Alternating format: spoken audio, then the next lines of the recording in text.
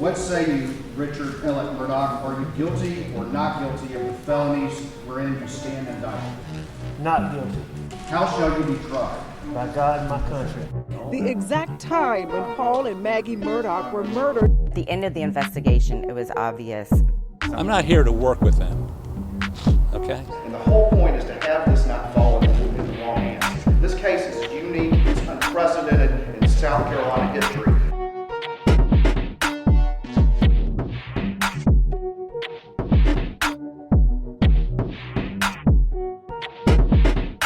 In the matter of the indictments of the defendant Alec Murdaugh for the murders of his wife Maggie and his son Paul, the state of South Carolina rests. Welcome to Unsolved South Carolina, the Murdaugh murders, money, and mystery. I'm Ann Emerson. I'm joined by our exclusive legal analyst, Charlie Condon. He is also the South Carolina's former Attorney General, as well as our executive producer, Drew Tripp. And Max Harrison, he's running the boards. He's back there. He's running the production. And if you have any questions, he's fielding them for us, and we'll certainly try to get to them. We're going to be on all streaming channels, right? We've got Facebook, we've got YouTube, we're on TikTok right now, so you can watch us live streaming. Yeah, Twitter, YouTube, Facebook, and abcnews4.com. Perfect. So tonight we need to probably play a clip pretty soon, but I just wanted to see if there was anything I was missing before we did that. The state has rested its case against Alec Murdaugh. Mm-hmm. We now have the opportunity to hear the defense. Before we go there, I just really love how Charlie explained it earlier about how, you know, I was going back and forth looking at the story that we were working on at 6 p.m.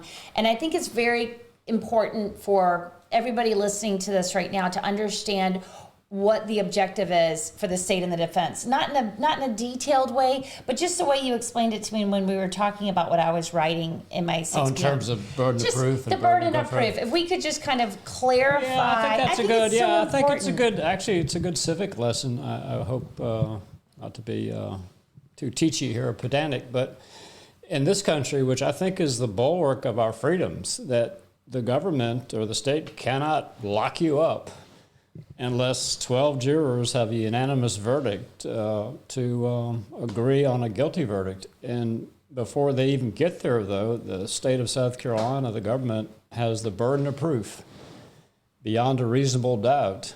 And the burden is always on the state of South Carolina. The defense has no obligation to testify or to put any evidence up. And so if the state doesn't meet its burden, then the jurors are obligated to find someone not guilty.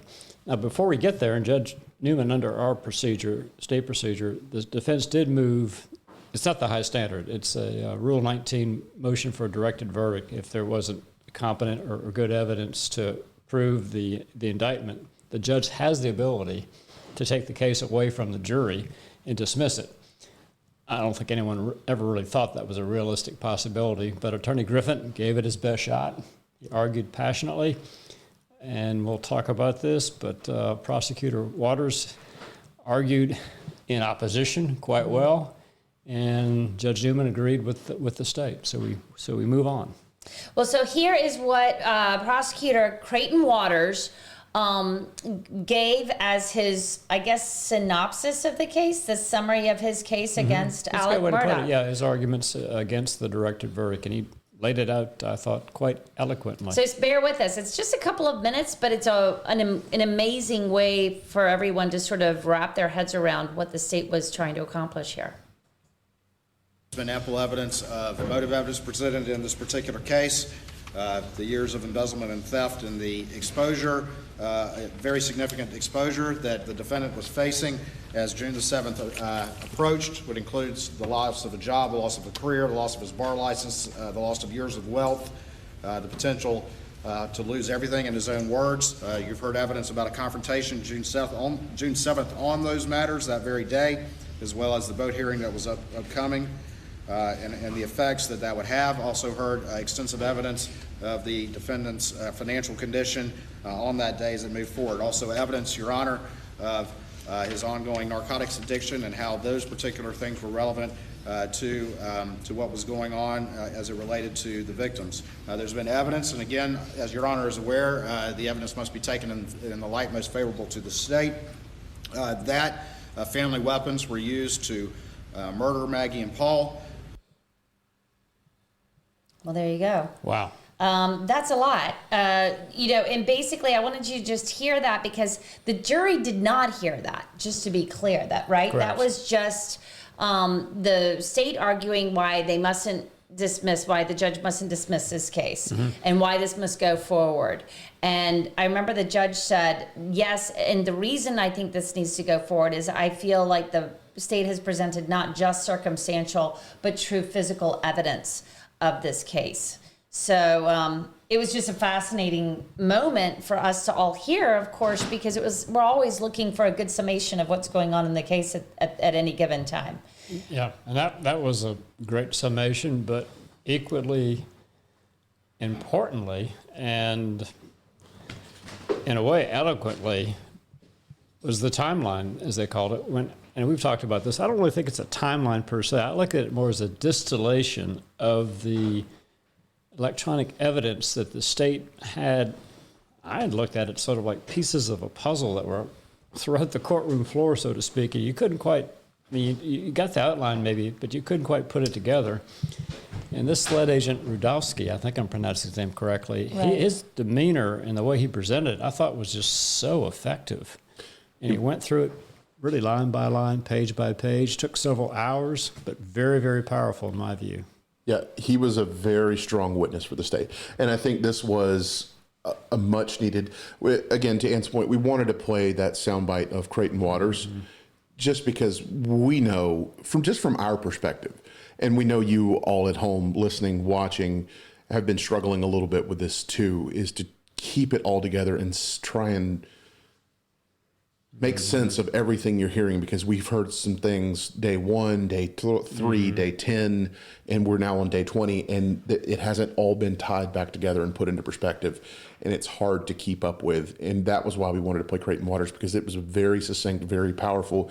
But on while the jury didn't hear that, what they did hear is this Agent Rudowski from SLED, and again, he really got it all to make sense, at least in my estimation, listening to him. Everything was neatly packaged. Everything flowed sequentially. It was much easier to follow than anything that's happened so far. And it's the moment we've all been waiting for, the moment we've been demanding. When are they going to tie this all together and show us exactly how this all fits, how the puzzle goes together? I still think from a perspective of this being a circumstantial evidence case, there are some things that we may never get answered and haven't been answered. I can get into this. You want me to get into them now? Sure.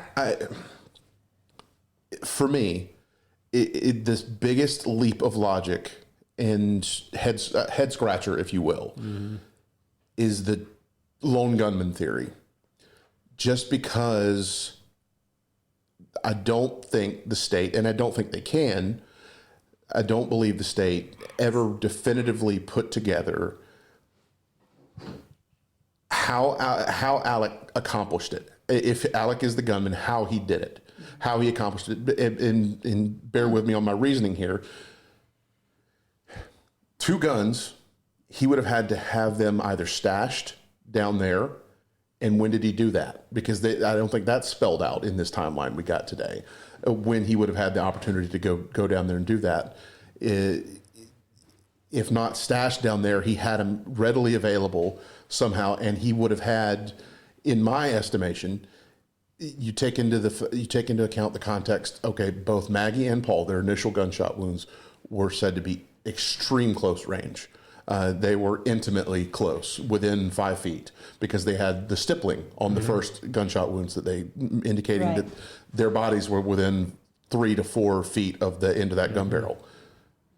So how does a lone gunman get that close to 2 people without one fleeing and running away from them, there's a lot of holes in there that you got to fill in to make it make sense. Okay, maybe I think that's really interesting. Maybe one came running when they heard the gunshots and ran right into a trap, or maybe it was, as Creighton Waters kind of, I think he even alluded to this in his opening statement, it was just immediate, where he had them and out of nowhere he surprised them. He grabbed one gunshot, picked up the other one.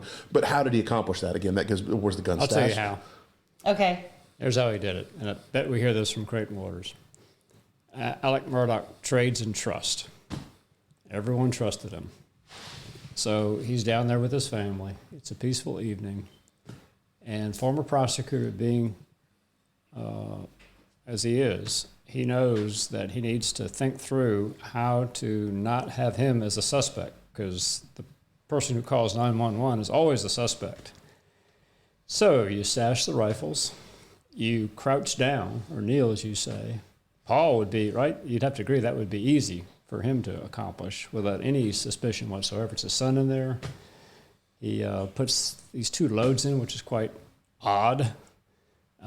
Gets steel shot to make it a bit odder. And mind you, he had these weapons stashed already. So he pulls up the shotgun, and we went through with with Dr. Kinsey on how that was done. The low shot, and then the second shot. Now, one would think in the abstract that, gosh, then Maggie would run away. But remember, it's her beloved husband there. She's a bit far away. Right. And she, boom, boom, right? I think he laid out brilliantly. In the opening statement, that's what he was doing. Yeah. He said, pow, pow. Happened very quickly. And then Maggie might come to investigate, or is not fearful of her husband, because there's no way the husband's going to kill the son, right? And so he then approaches her with a rifle, and she might be thinking, well, he's here to defend me, for that matter. And so she approaches, and there you have it. I think that's a plausible explanation for the 2-shooter theory, but I think where the state would go with this, if I were prosecuting, I wouldn't particularly worry about, I'd have that as a possible explanation, but I would harp on what my evidence is. And the evidence is that timeline or distillation of the evidence thus far, maybe the defense can challenge it, but I don't see any way, and Judge Newman used the word circumstantial and direct, this electronic evidence to me is getting to be so intense and so weaves together so much with the physical evidence, and almost is becoming direct to me. It's almost like you're there. But for your question, I think that's a good question. And where I can jump into is because sort of my job today was to kind of go into that timeline a little bit. And some of the things that I noticed that I felt like we hadn't heard before. I thought that was interesting as far as things that were kind of, some of these questions, not all the questions, obviously, we still have questions about how this is all going to pan out. But one of the things was he made it very clear in this timeline that 8:44 was when we understand from several witnesses that they believe Alec's voice was on a video taken by Paul at the kennel at 8:44. And then very clearly he states, because we have that cell phone data, that those phones locked. Maggie and Paul's phones basically locked, went dark, however you want to say it, like they weren't answering them. At 8:49. So all of a sudden our timeline just got very tight, very quick. A couple of other things that I noticed as well was when he went to go see his mom at Alameda. Remember, we're dealing with data across the board. So that, let's think at 9:02 to 9:06. So 8:49, those phones go dark. 9:02 to 9:06. They are able to see, because Apple has, we all watch our steps, see how many steps we've done for the day. All of a sudden, he takes this extraordinary amount of steps in a short period of time. And from my calculations, it was about 3 times faster than he had been traveling at any other time during the day. From 9:02 to 9:06, he gets in the car. At 9:06, he goes to Alameda. We hear about this. And as he's driving about 45 miles an hour. Well, guess whose phone was also going or traveling, from what I understand, about 45 miles an hour, was Maggie's. Did you get that? I thought the phone might have been locked and therefore wasn't tracking. But what I did think was very telling, and I'm not saying you aren't correct, but I remember it differently. But what I do remember very telling is the speed slowed up sufficient for him to throw the phone out, which was much slower than any speed on that road. to Alameda, then sped up after that. So, again, if he's not totally involved with these murders, he's got to be one of the most unluckiest persons in the history of humanity, right? Because here he is slowing down where the phone is found. And it just keeps going on. And the 20-minute timeline right at Alameda, that it just goes on. I think there's 100 circumstances that convict him. I think I got to disagree with both of you. I think you both aren't on the mark with either of those things. I don't think we ever got it that her phone was moving at that speed, unless it's buried in this long timeline that SLED sent out. I'm with you on that. I don't think it did. I don't think we got I agree how fast her phone was going. But also, Charlie, I don't think it was that his vehicle slowed down.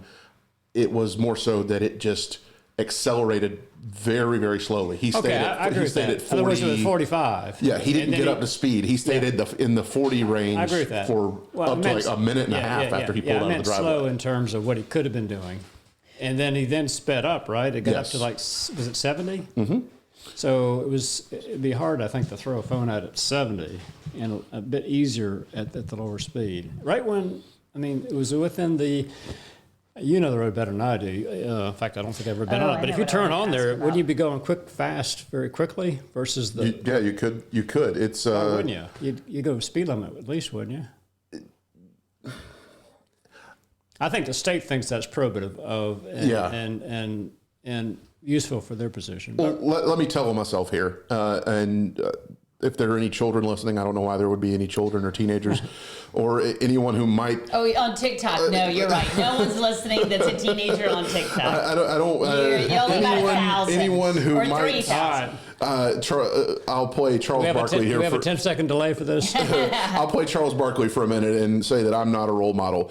I do know that sometimes when I get in a vehicle and perhaps occasionally I first take off and I haven't quite finished what I was doing as far as sending, texts or checking emails or things like that. I start off very slowly. Oh, okay. Got it. So you think he's texting? Or he's got two phones. He's got a phone in each hand and he's getting some last minute things arranged before he finally can take off and speed up. I don't know. That's just me. Sense. But you would agree that 20-minute at Alameda doesn't help him at all, right? No, it absolutely does not. Nor does the fact that he took a somewhat peculiar route getting into the property. And going by the tree line instead of going to the driveway. The discrepancy in steps when he got there versus when he left, and then stopping on the way out for an extended period of time. Not an extended, but about a minute or so, right. Which is... Well, yeah, it said that he had gone past where you normally park, right? Mm-hmm. And had gone up toward into those the wood outbuildings. line. Yep. Into the outbuilding. Well, and that goes to, possibly that's what they were trying to open up about possibly that may be where things were stashed. Right. Nothing was ever searched at Alameda for 3 months. Yeah. Now, do you think I don't know if that's what the state was trying to do, but that's certainly the way it sounded to the people that were listening. Oh, yeah. And of course, by no means is this case over. So the question I have for y'all is, if you're defending, would you accept this timeline or distillation of information by the state, or would you have experts to challenge it? They've got to, right? Or you're picking... Is there a way to embrace it and still have a viable defense? It almost seemed, listening to Jim Griffin's motion for the directed verdict, it seems like there is some of it that they want to challenge, but it sounded more so like he wanted to challenge the circumstantial parts of it, where they haven't produced the murder weapon, they don't exactly know the time of death, they can't definitively... And their first witness was the coroner on the time of death. I'm not so sure how effective that was, but that was their first effort, right, to challenge time of death. Well, that is right, but also what I was thinking about as well was that the state said that we have all this car data, and when he arrives back. I think they're also trying to poke holes in the alibi and show times when either Alec didn't remember the way things actually went down, or didn't, besides just the nap that supposedly he took at the beginning. Well, at the end, it says that, in less than 20 seconds, his car stops at the kennels and he calls 911. And my big question was, well, is that enough time to pulse and- realize what happened, Yeah. check the bodies, call 911. Is it enough time, depending on where he Right. parked? I Yeah. think defense was trying to say it Yeah. is. And did I understand too, Drew, did you pick this up that they were talking about when Maggie disconnected the power from her cell phone? That timeline seemed like it wouldn't give him enough time to nap, as I recall. It was like No, it wouldn't have. Not for as long as he said he did. I'd have to go back and look at my notes real quick, but it looked like Maggie didn't get there until Late. yeah. Yeah, much later than I thought she would. I'll once the camera's off of me in just a minute, and I'm not talking, I'll go back and look, and I'll come back to that on my notes. But yeah, I think I actually did today make a note of a few things that, from the state's perspective, or I guess from either the state or the defense's perspective, Alec Murdaugh has to answer for that so far we have no plausible answer for. Number one, why did he delete all his calls? Why did he delete his entire call log? What did he have to hide? Number two, where did those clothes go from that Snapchat video? What happened to that blue shirt? When and why did he change clothes? Because it doesn't show him going up to the house until sometime after 8 with Paul. And I mean, he could have done it then, but you'd think the shirt would be there. And then finally, how do you, the big one, what we could call the big lie, I guess, or whatever you may want to use as a euphemism for that. But how do you explain the video? At 8:44 p.m., you were there. Several people have put you there. There's video with your voice in the background. And we learned today from the timeline, it takes about 5 minutes to walk from those kennels up to that house. It's pretty rough, isn't it? Yeah. 8:44 to 8:49 when the phones lock, if you've walked away as soon as Paul's video ended, if you walked away, 5 minutes later, you would still be able to hear a 300 blackout going off.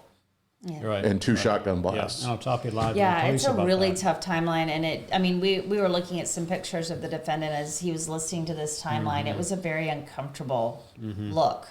One more thing, one discrepancy that and we needed, because we touched on it just a second ago with the 20 seconds, and It was 14.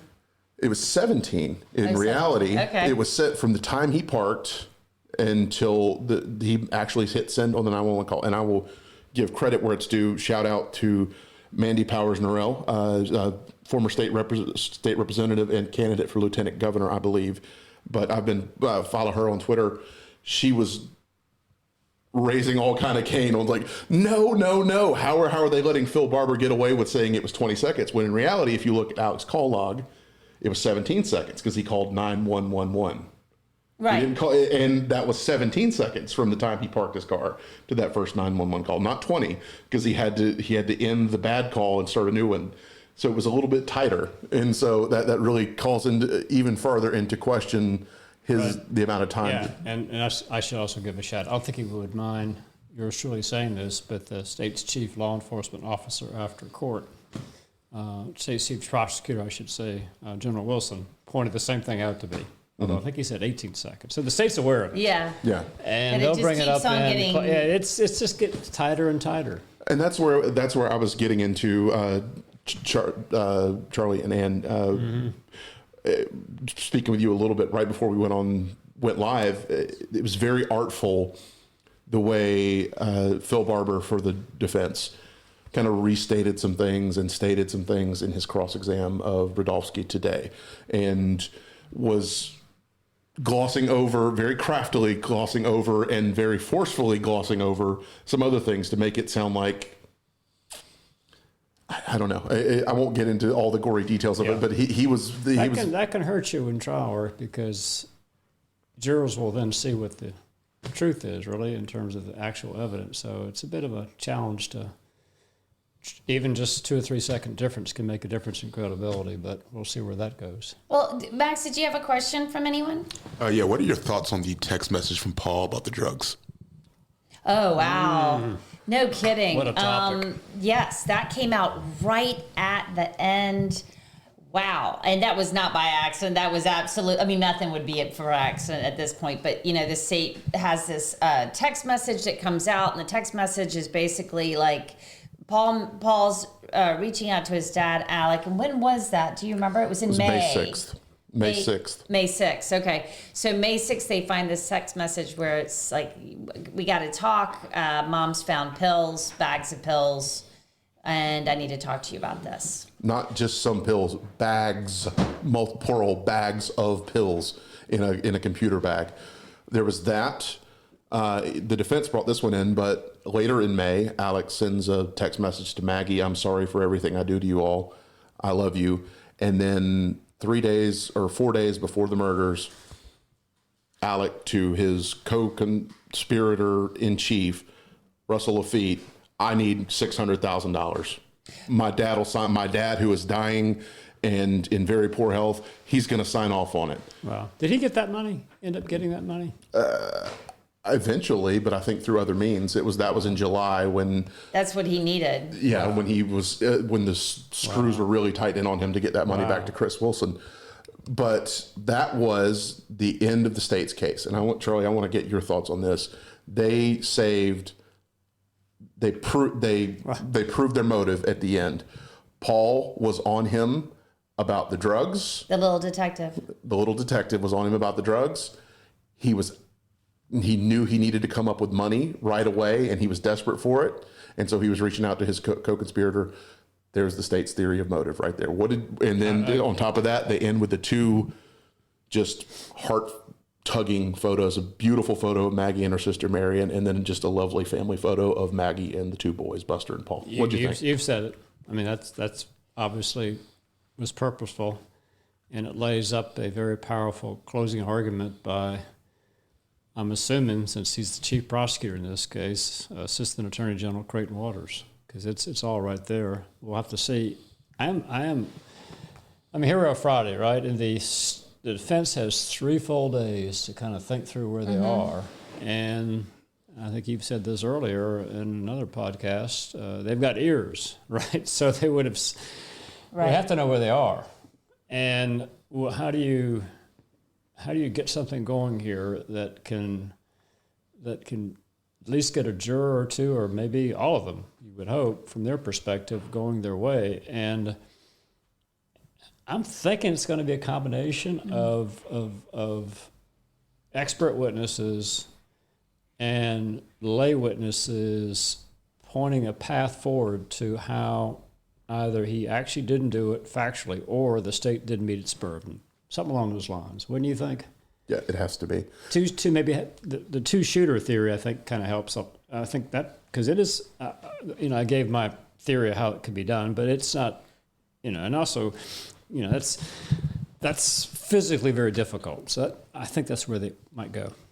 Max, tell me, what else should we ask? Also with that Paul text, doesn't that show like a loving son, even though your dad has his faults, you're still looking out for him? To me, it also points to like just the family secrets. I think everybody that's got a family knows pretty much that there's skeletons in the closet, right? Good. And there's things that don't want to be outed and things that are getting outed, but they just don't know how to do it yet. And to me, that was just such a universal sort of text that a son who doesn't quite know how to handle it, worried about mom, off to college for the first year or two. How do I tell dad that he's got to clean it up right now because we're all watching now? He obviously, at some level, it sounds like they've had some level of an intervention or at least a talking to, even amongst themselves. It was obviously coming to a head on so many different levels. But yeah, I totally agree. I think that, one of the first things we heard from Marion Proctor, Paul Murdaugh has been terribly misrepresented in the media, in the family's opinion, and they see him as a loving son to this family, which makes this even more heartbreaking, that they really were so close to him. And you can see the pain in the Murdaugh's face that are over there. Yes. John Marvin, Randy, Lynn, all of them are just suffering through this. Is there any information how widespread the family secret might have been? We don't really know that, do we? That's just closely kept? Charlie and I have the same question, because I feel like on one hand, if it weren't more widespread, that could explain why we didn't get more. That's really kind of loaded because his character's not on trial. But if it were, and the pills and drugs didn't come in until late in the trial, but if it was really no secret, then why didn't we get more of Randy, John Marvin, his sister, all these other people who would know, who you would think would know, whether or not he really had that big a drug problem. Right. Or it's totally on the other side. They didn't call him because they really didn't know. I mean, Well, Chris Wilson didn't know. I mean, he said he didn't know, right? Yeah. He never said he knew anything about drugs. yeah, Good point. And he was maybe it his was best the friend, and he totality. talked to him all the time. Yeah. he said that. Yeah. he certainly did Right, say that. right. He did say that. And not to be so. That was not polite the way I just phrased that. But at a certain point, there are a lot of people involved in this case who did know what was going on, and maybe it was really a scenario of a need to know basis or something like that, where it was really, really kept tight and hush hush, and it was a very small group of people.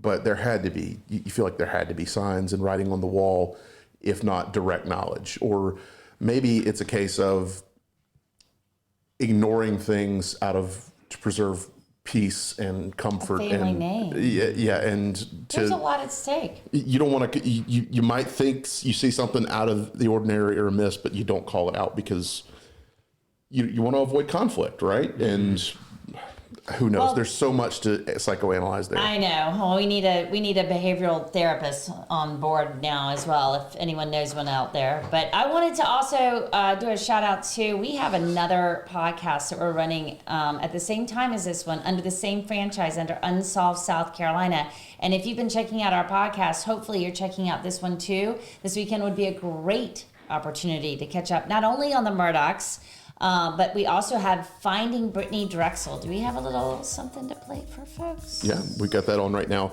And while you're looking at this is what you're looking for on all the same podcast platforms that you were streaming us on, or if you're looking for us on social media, Unsolved SC POD. But it is on a separate feed for as far as the podcast feed. It's not the same feed here as that you're getting this. You're getting the Murdaugh stuff on. But if you go back in our archives, you'll see a teaser episode that we did here on the Murdaugh podcast feed, and telling you a little bit about it. It's a documentary style produced podcast where we By the same team. yeah, by the way. it's not like what we're doing right now. It's exactly how this podcast started over a year and a half ago, where we were producing actual documentary style episodes that you might really enjoy. We hope you'll go take a look at it. It's a passion project for Ann and I. We've put a ton of work into it, along with Max, Sam Griswold, Dan Michener, so many other people who've had a role in covering the Brittany Drexel case over the last year. So we'll have a lot of time. You've got a lot of time to catch up on a lot of news this weekend. So we've got Unsolved South Carolina, the Murdaugh Murders, Money and Mystery, also under the same franchise, Unsolved South Carolina, Finding Brittany Drexel. Hope you get a chance to check out all these podcasts. Until next week, thank you so much. Oh, my I pleasure. hope everybody enjoys their President's Day. We will be back on Tuesday. Monday, court is dark. Defense is gonna kick it off once again on Tuesday. We'll see you then. Thank you so much.